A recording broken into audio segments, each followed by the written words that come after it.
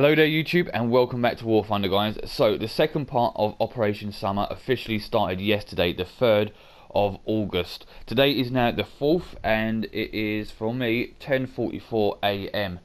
I was up yesterday. I started the event at 12:45 and eventually decided I had enough for the day at 2:20 AM and basically just went to bed. But before I went to bed, I checked on my progress. Now, there's a lot of guys out there that have been speculating it's going to be really difficult, really hard, and it's going to be impossible for PlayStation to do. Well, I beg to differ. If you've got enough time, it's going to be easy for you. So here's a workshop, and as you can see, you start off with these two parts here, the engine and the transmission, which I have done.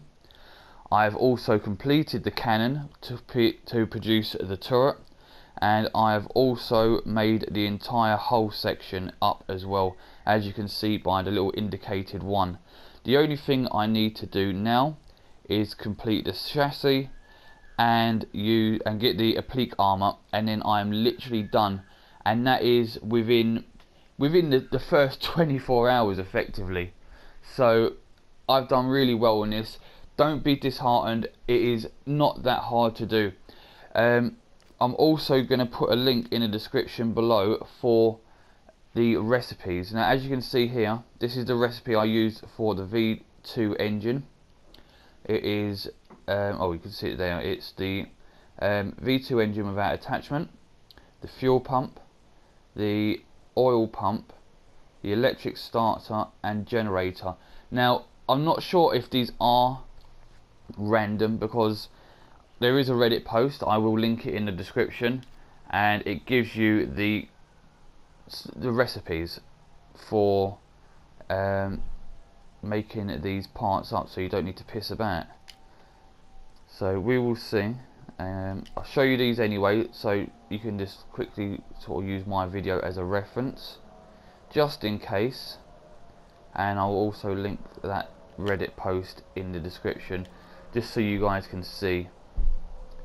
It might be easier for you. So that will already be completed. Then you need 3 of them, 1 of them, 2 of them, 1, 4, 2 and 1, and the turret, which one did I use? Oh, this top one here. 1 cannon, 2 periscopes, 1 armored turret, horizontal drive, telescopic sight, periscopic sight, and the tanker's seats. So there we go. It's not bad. I'm doing it, I'm getting there, and don't be disheartened, just keep persevering with it. I've been averaging about 2 to 3 materials per game. I've had plenty of games where I don't even get any, and I've got like 90% activity plus, and I simply think that's because it spaces out. So if you are in game for, because I've heard a lot of you have to be in game for 10 minutes. Not in my experience, you don't know.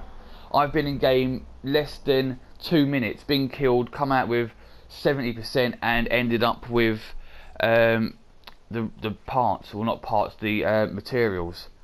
And then other times I've been in game for 15-20 minutes and ended up with nothing.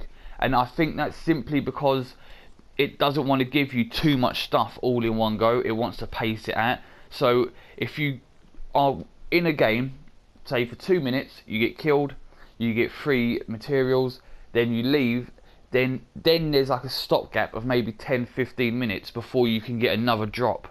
That's why that people aren't always getting it. This is why they're saying there's a time limit to it.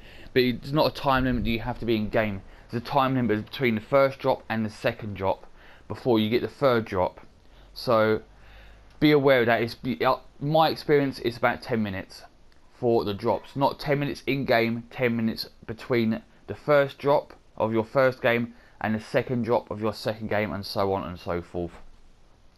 I will also be doing a small update video for the IS-7 and showing you recipes if I can find them on Reddit or using my own through trial and error.